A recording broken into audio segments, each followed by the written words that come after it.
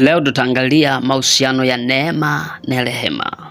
Msingi wa maisha ya Kristo, wokovu na uhusiano wetu na Mungu uko hapo kwenye neema na rehema. Na kwa neema ya Mungu leo tutaangalia mahusiano haya kwa kina kabisa na namna ambavyo yanatenda kazi. Bwana Yesu asifiwe sana.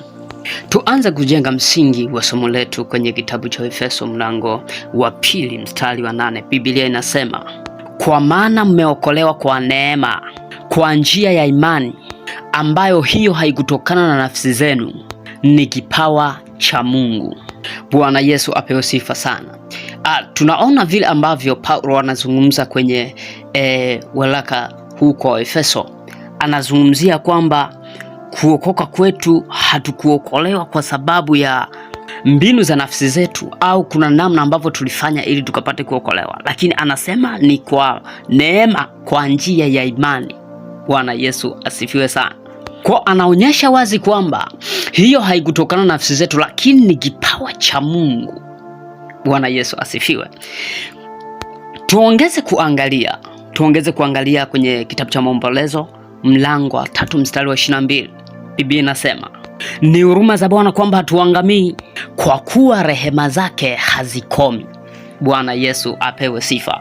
Kwa tulipoangalia kwenye kitabu cha Waefeso mlango wa 2 mstari wa 8, tunaona kwamba tunaiona ile neema ambayo haikutokana na nafsi zetu, lakini tulipata kwa njia ya imani. Lakini sasa tunapokuja kwenye kitabu cha Maombolezo mlango wa 3 mstari wa 22, tunaona kwamba Biblia inatuambia kwamba ni huruma za Bwana kwamba hatuangamii, kwa kuwa rehema zake hazikomi, kwamba rehema zake huwa hazina mwisho. Kwa hatuangamii si kwa sababu ya jambo lote, lakini ziko huruma za Mungu. Tunapozungumzia huruma za Mungu ni pale kwenye rehema. Bwana Yesu asifiwe sana. Kwa wokovu wetu, kuokolewa kwetu kumetokana na huruma za Mungu, rehema za Mungu ambazo zimeachiliwa kwetu. Bwana Yesu asifiwe. Lakini leo kusudi ambalo tunakwenda kuliangalia, tunaangalia habari ya mahusiano yaliyoko kati ya neema na rehema. Bwana Yesu asifiwe sana. Basi tuanze kuangalia kwanza, jambo la kwanza tuangalie maana ya rehema. Mimi nimetafasiri hivi: rehema ni kutonyeshewa adhabu tunayostahili. Kwa nyingine ni huruma ya ndani. Bwana Yesu asifiwe sana. Kwa lugha nyingine nimesema kwamba ni huruma, ni ile huruma ya ndani. Huruma ya nani sasa? Ya mtu? Huruma ya Mungu mwenyewe. Bwana Yesu asifiwe sana. Kwa palipo na rehema, hukumu huwa inazuiliwa.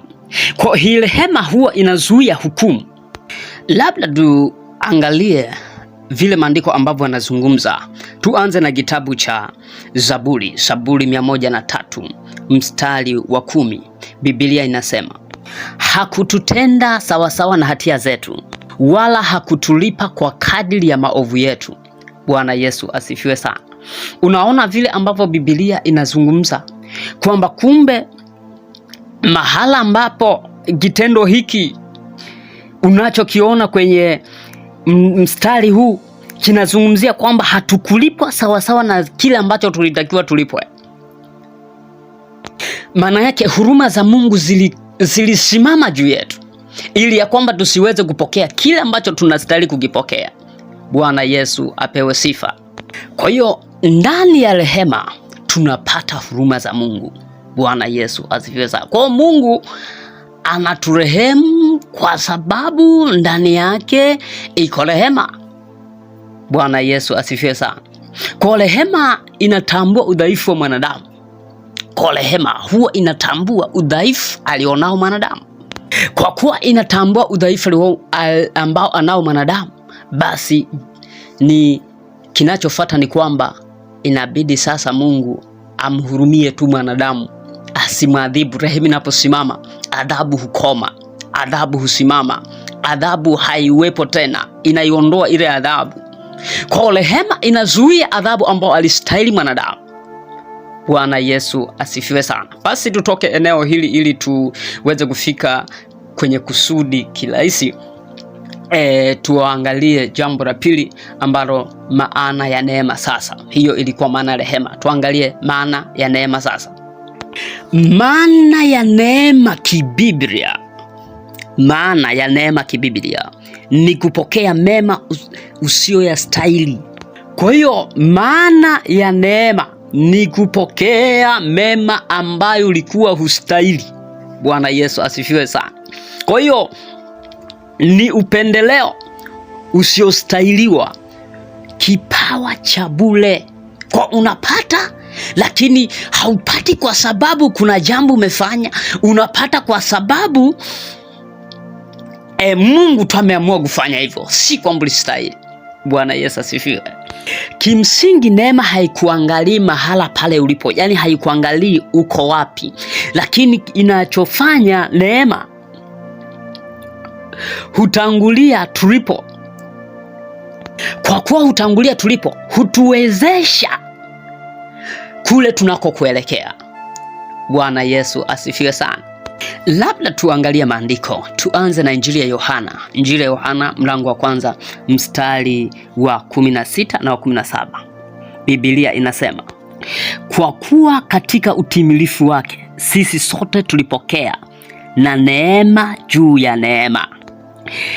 Kwa kuwa Torati ilitolewa kwa mkono wa Musa, neema na kweli zilikuja kwa mkono wa Yesu Kristo. Bwana Yesu asifiwe sana. Kwa hii neema tunayoizungumza imepatikana baada ya Yesu Kristo. Kwa ilitolewa kwa njia ya Yesu Kristo. Bwana Yesu asifiwe sana. Tunaangalia kwenye kitabu cha waraka kwa Warumi mlango wa 5 mstari wa 20. Biblia inasema, lakini sheria iliingia ili kosa lile liwe kubwa sana, na dhambi ilipozidi neema ilikuwa nyingi zaidi. Bwana Yesu asifiwe sana.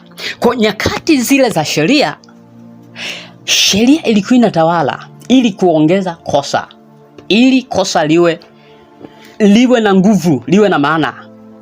Pasipo sheria hakuna kosa. Bwana Yesu asifiwe sana. Kwa kipindi kile cha kina Musa, sheria ilikuwa inatawala, au katika Agano la Kale sheria ndio ambayo ilikuwa inatawala, na ndio ambayo ilikuwa inatawala, na ndio ambayo ilikuwa inaitambulisha dhambi. Bwana Yesu asifiwe sana. Lakini kwa sasa hivi neema, sasa hivi ndio ambayo inatawala. Neema ndio ambayo inatawala kwa kupitia Kristo Yesu. Kwa neema ambayo tuliipata, hatutembei tena katika zile sheria kwa namna ambavyo waliweza kutembea, lakini hii neema inatukokota, inatubeba kutuwezesha kuishi mapenzi ya Mungu kupitia Roho wake Mtakatifu.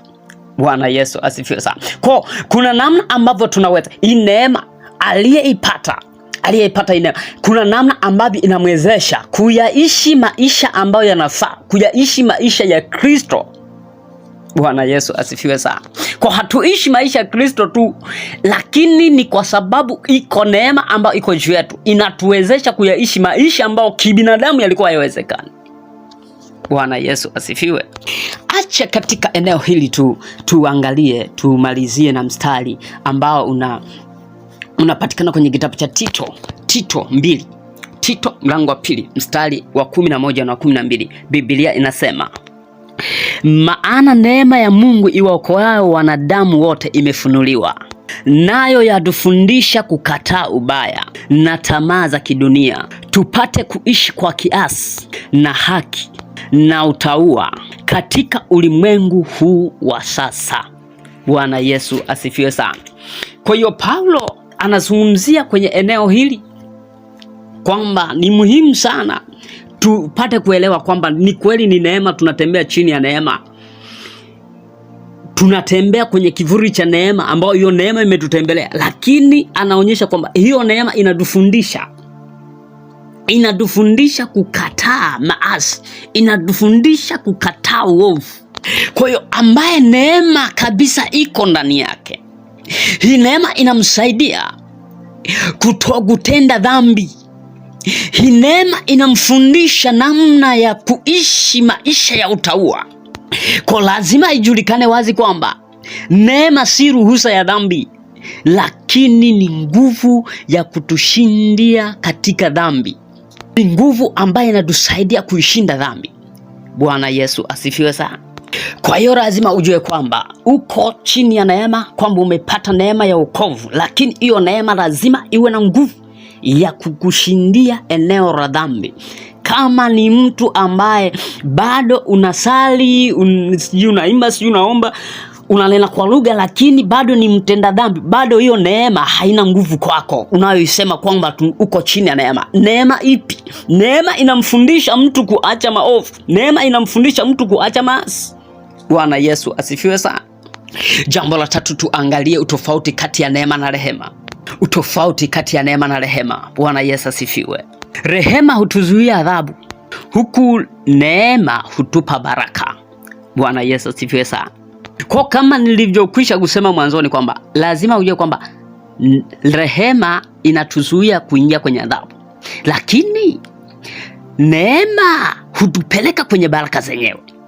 Bwana Yesu asifiwe sana. Kwa rehema, jambo lingine, rehema hushughulika na dhambi za zamani. Rehema hushughulika na dhambi za zamani, huku neema hutuwezesha maisha mapya. Yaani neema hii inakuwezesha kuyaishi maisha mengine, sio yale ambayo ulikuwa unaishi ya dhambi. Kwa ile rehema ilikutoa kule ikakuweka mahala, neema ikakuchukua, inaanza kukukontrol, kukusababishia kuishi maisha mengine mapya. Na ikitokea kama mtu ameokoka na sema ameokoka bado anaishi maisha yale yale, hiyo neema bado haijakufikia. Omba hiyo neema ikufikie. Bwana Yesu asifiwe sana. Kwa sababu neema inatusaidia kuyaishi maisha matakatifu. Tunatembea katika maisha matakatifu kwa sababu ya neema ya Mungu, na hiyo neema inakusaidia kuyajua siri za Mungu na mapenzi ya Mungu juu yako wewe. Tofauti nyingine kati ya rehema na neema. Rehema husema hukumu imesimamishwa. Rehema husema hukumu imesimamishwa, huku neema husema upeo mpya umefunguliwa. Yaani kwamba safari mpya imeweza kufunguliwa. Bwana Yesu asifiwe sana. Jambo lingine ni kwamba rehema inahusu msamaha. Rehema inahusu msamaha, huku neema inahusu mabadiliko. Bwana Yesu asifiwe sana. Kwa hiyo rehema huwa inamfanya mtu aokoke, anaokolewa, anatoka kule rehema ya Mungu, huruma zile za Mungu zinamwokoa mtu. Lakini anapokuwa sasa ameingia kwenye huu wokovu, kuna kitu kinaitwa neema. Hiki kitu ndicho ambacho kinamfanya huyu mtu awe na badiliko, huyu mtu abadilike, tuone matunda kwenye maisha yake ambayo yanazungumzwa kwenye kitabu cha Wagalatia mlango wa 5 mstari wa 22. Yale matunda tuyaone. Bwana Yesu asifiwe sana. Kwa tunategemea mtu anapokuwa ameokoka tayari abadilike. Kuna mambo ambayo tunaone kwenye maisha yake yakitokea, ndipo tunasema hakika huyu mtu neema ya Mungu imemtembelea, ameokoka kweli kweli, amebadilika kweli kweli. Kuna tabia ambazo ndani yake zimekufa, dhambi si kitu kwake tena. Bwana Yesu asifiwe sana. Basi tutaendelea ili somo linaendelea bado, ili tuweze kufika kwenye kiini kile ambacho Mungu amekusudia tujifunze. Usiache kulike, usiache kufuatilia. Mungu azidi kukubariki. Ni foro kabisa, ili nikirusha chochote kiwe kinakufikia kwa wakati. Mungu akubariki sana. Amen.